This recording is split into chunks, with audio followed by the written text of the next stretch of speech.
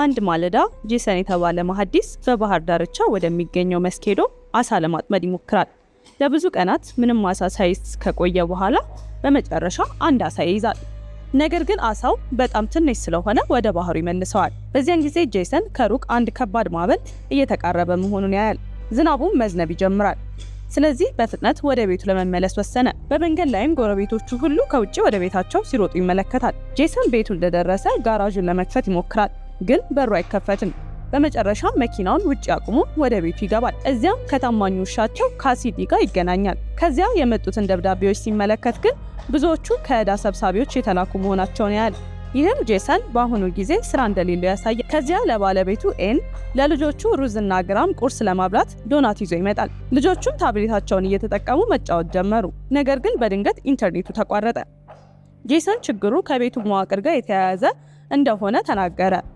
ኤን ግን ከጥገና ሰራተኛ የደረሳትን ኢሜል ታሳየዋለች። ሰራተኛው ከዚህ በፊት የቤቱን ፎቶ ተመልክቶ የቤቱ መሰረት ከባድ ችግር እንዳለበት ገልጾ ነበር። ከቁርስ በኋላ ቤተሰቡ የገና ዛፍ ለመግዛት እየተዘጋጁ ነው። ጄሰን የፊት በሩን ሲከፍት ግን አይከፈትም። የኋላ በሩንም ይሞክራል፣ እሱም አይከፈትም። በመጨረሻም መላው ቤተሰብ በሮችንና መስኮቶችን ለመክፈት ይሞክራሉ፣ ግን ምንም አይሳካም። እርዳታ ለመጠየቅ ይሞክራሉ፣ ነገር ግን ኢንተርኔት የለም። የስልክ ምልክትም ጠፍቷል። ውሻቸው ያለማቋረጥ መጮህ ጀምሯል። ጄሰን በተስፋ መቁረጥ ውስጥ ሆኖ በበሩ ላይ ደጋግሞ ራሱን ያጋጫል። በሩ ግን አይንቀሳቀስም።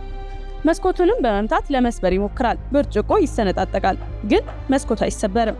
ከዚያ በመስኮቱ ውጪ የሚያዩት ነገር ያስደነግጣቸዋል። ጎረቤቶቻቸው በቤታቸው ውስጥ ተዘግቶባቸዋል። አንዳቸው በመስታወት ብርሃን በመላክ የጄሰንን ትኩረት ለመሳብ እየሞከሩ ነው። በዚያ ጊዜ ጄሰን ይህ ችግር በቤታቸው ብቻ እንዳልሆነ ይገነዘባል። ሌሎቹ ቤተሰቦችም በቤታቸው ውስጥ ተዘግቶባቸዋል። ሰዓታት አለፉ። ቤተሰቡ ግን ከቤት መውጣት አልቻለም። ጄሰን ጋራዡን በመሳሪያ ለመክፈት ቢሞክርም አልተሳካለትም። ከጎረቤቶቻቸው ጋርም በሰሌዳ ለመግባባት ሞከሩ። አንዳንዶቹ መንግስት ሆን ብሎ ሰዎችን በቤታቸው ውስጥ እንዳገለለ ያስባሉ። ሌሎቹ ደግሞ ይህ የእንግዳ ፍጥረት ጥቃት ሊሆን እንደሚችል ይጠራጠራሉ። ጄሰን ልጁን ሩዝ ለመኝታ ሲያዘጋጃት ልጅቷ ዝናቡ የተለየ እንደሚመስል ትናገራለች። ከዚያ ጄሰን ወደ ባለቤቱ ኤን ሄዶ ሁኔታው በጣም እንዳስፈራት ያስተውላል። እሱ ግን ሁሉም ነገር እንደሚስተካከል ያረጋግጥላታል። ከዚያም በሚስጥር በቁም ሳጥኑ ውስጥ ሽጉጥ እንዳለው ይናገራል። ኤን በጣም ትደነግጣለች፣ ምክንያቱም ጄሰን ከዚህ በፊት ስለ ሽጉጡ ነግሯት አያውቅም። ነገር ግን አሁን እሱን እንዴት መጠቀም እንደሚቻል ትጠይቀዋለች። ጄሰንም ለሰዓታት በሩንና ጋራዡን ለመክፈት ይሞክራል። ከዚያም በቤቱ ግድግዳና በር ላይ ቀዳዳዎች ይሰራሉ። የሚያገኘው ውጤት ግን ሁሌም አንድ ነው። ከቤቱ ውጪና ከውስጥ መካከል እንደ ውሃ ያለ አንድ የማይታይ ግድግዳ አለ። አየር ግን ወደ ውስጥ ይገባል። ይህም ጄሰን የሚከሰተው ነገር በሰዎች የተፈጠረ እንዳልሆነ እንዲጠራጠር ያደርገዋል። ቀናት እያለፉ ሄዱ። ዝናቡ ግን አልቆመም። ቤተሰቡ ምግባቸውን መቆጠብ ይጀምራሉ። ውሃ፣ ኤሌክትሪክና ጋዝም በጥንቃቄ ይጠቀማሉ። ካሲዲ ግን ከቤቱ ውጪ መጸዳዳት ስለለመደ በሩን መቧጨር ይጀምራል። ጄሰንም በመጨረሻ በቤት ውስጥ እንዲጸዳዳ ማስተማር ጀመረ። በአራተኛው ቀን ጄሰን ልጆቹ በቤት ውስጥ ትምህርታቸውን እንዲማሩ ያደርጋል። ልጆቹ ግን ፍላጎት የላቸውም። ስለዚህ ጄሰን አዲስ ሀሳብ ያመጣል። ለመትረፍ የሚያስፈልጉ ነገሮችን ማስተማር። ለምሳሌ አሳ እንዴት ማጥመድ እንዳለባቸው በአሻንጉሊት እያስተማራቸው ነው። ልጆቹ መጫወት ሲጀምሩ ጄሰን በፊት የራሱ ጀልባ እንደነበረው ይነግራቸዋል። ልጆቹ ከተወለዱ በኋላ ግን ጀልባውን ለመሸጥ ተገዶ ነበር። ምግብ እያለቀባቸው ስለሆነ ጄሰን የአትክልት ዘሮችንና የቀረውን ምግብ መቆጠብ ጀመረ። ከጎረቤቶቹ ጋር በሰሌዳ በመጻጻፍ ይህ ነገር ቢያንስ 5 ብሎኮችን እንደሸፈነ ያውቃል። ነገር ግን አንዳንዱ ጎረቤቶቹ ምግብ አልቆባቸዋል። ጄሰን ሊረዳቸው ቢፈልግም ከቤቱ መውጣት ስለማይችል ምንም ሊያደርግ አልቻለም። በ14ኛው ቀን ሩዝ ስለ ማዕበሉ ስዕሎች መሳል ትጀምራለች። በስዕሎቹ ውስጥም በዝናቡ ስር የሚንቀሳቀሱ እንግዳ ፍጥረታት አሉ። አንዳንዴም በዝናብ ጠብታ ላይ የሰው ፊት እንደምትመለከት ትናገራለች። አንድ ቀን ደግሞ በመንገዱ ላይ እንግዳ ጥላ ታያለች። ግራም ግን አያምናትም። ቀናት እያለፉ ሲሄዱ ቤተሰቡ በተለያዩ ነገሮች ራሳቸውን ማዝናናት ጀመሩ። ይደንሳሉ፣ ይለማመዳሉ፣ ካርድ ይጫወታሉ፣ ፊልም ይመለከታሉ፣ መጽሐፍ ያነባሉ። በቤት ውስጥ ያበቀሉትን አትክልትን በደንብ ይንከባከባሉ። በ30ኛው ቀን ሩዝ እንደገና ከመስኮቱ ውጪ አንድ ጥላ ታያለች። ዝናብ ውስጥ ያለው ነገር እንደገና መጥቷል ትላለች። ግራም አያምናትም። ነገር ግን ራሱ ሲመለከት እንደ እንስሳ የሚመስል ጥላ ያያል። ሩዝ ይሄ ፍጡር ከነሱ ጋር ለመግባባት እየሞከረ እንደሆነ ታምናለች። ወላጆቿ ግን ምናቧን እንደሆነ ይነግሯታል።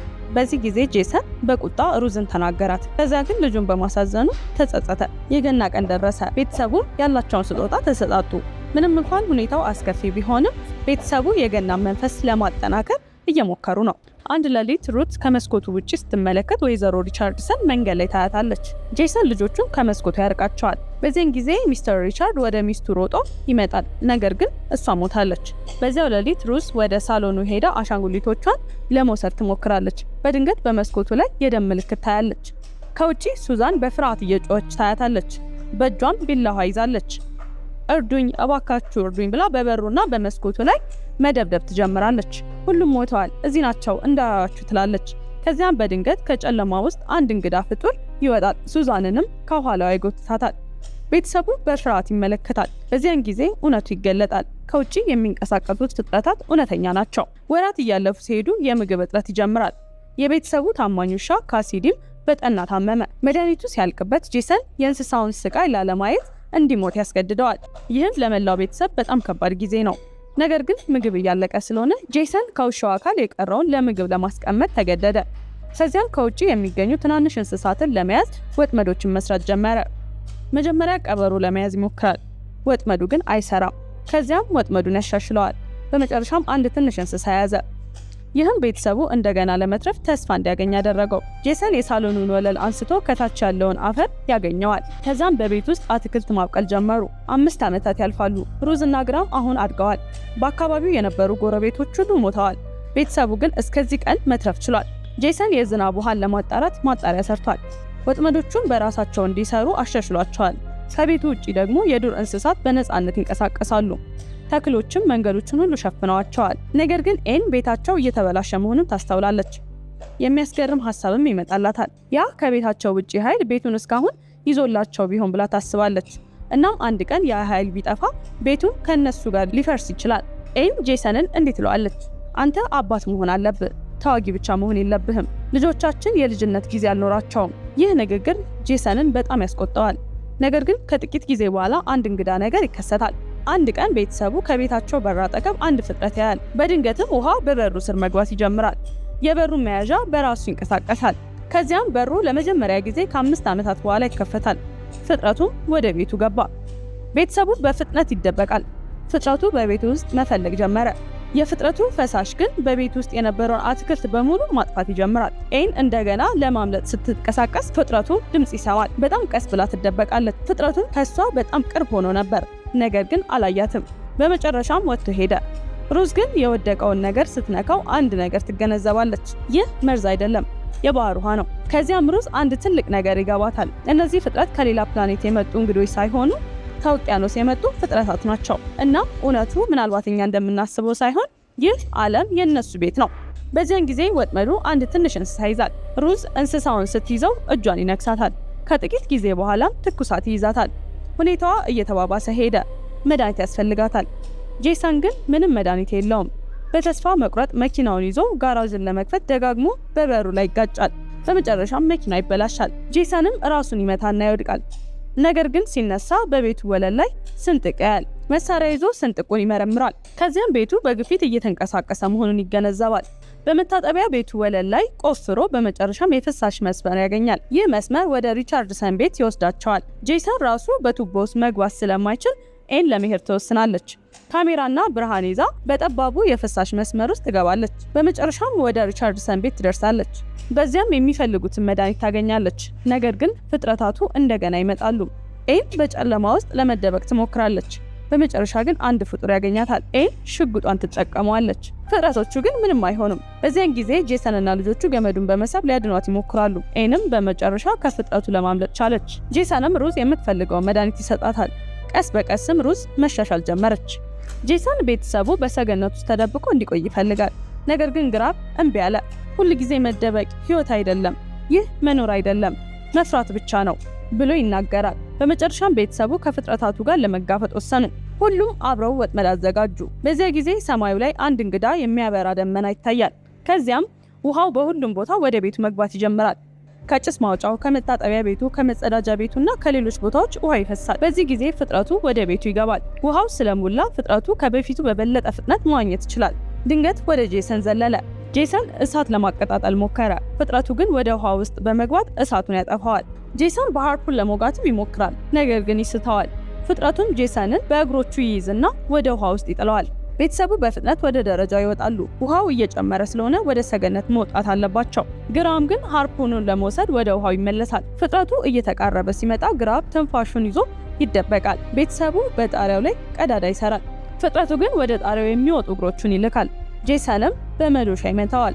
ቤተሰቡ እንደገና ወደ ላይ ይሮጣል። ውሃው ግን ያንንም ክፍል ሞልቶታል። ሁሉም ትንፋሻቸውን ይዘው እርስ በራሳቸው ይጠባበቃሉ። በመጨረሻም ፍጥረቱ ያገኛቸዋል። ጄሰን ገመዱን ይጎትተዋል። ሃርፑኑንም ወደ ፍጥረቱ ይወረውረዋል። ሃርፑኑ ፍጥረቱን አጣብቆ ያዘው። የገመዱ ሌላኛው ጫፍ ግን ከመኪና ጋር ተያይዟል። ጄሰን መኪናውን ሲያስነሳው መኪናው በፍጥነት መጎተት ጀመረ። የውሃው ግፊት ቤቱን ማፍረስ ጀምሯል። ቤተሰቡም በውሃው እንዳይወሰድ በታላቅ ጥረት ይያያዛል እና በዚህ የህይወትና የሞት ትግል መካከል አንድ ድምፅ በሬዲዮ ይሰማሉ። እዚያ ያላችሁ ሰዎች እኛ መስማት ትችላላችሁ ይላል ድምፁ። ቤተሰቡም በድንጋጤ ይተያያል። ከ5 ዓመታት በኋላ ለመጀመሪያ ጊዜ ከውጭው ዓለም የመጣ የሰው ድምፅ ሰምተዋል። ይህ ማለት ምናልባትም እነሱ ብቻ የተረፉ አይደሉም፣ ተስፋ አለ እና ታሪኩ በዚህ አስደናቂ ጥያቄ ይጠናቀቃል። ከውጭው ዓለም ማን የተረፈው? እና ይህ አስፈሪ ዝናብ በመጨረሻ መቼ ይቆማል? ቪዲዮን ከወደዳችሁት ላይክ አድርጉ፣ ቻናላችንንም ሰብስክራይብ አድርጉ። እንደዚህ አይነት የፊልም ታሪኮች ቶሎ እንዲደርሳችሁ የደወል ምልክቷንም መጫን እንዳትረሱ።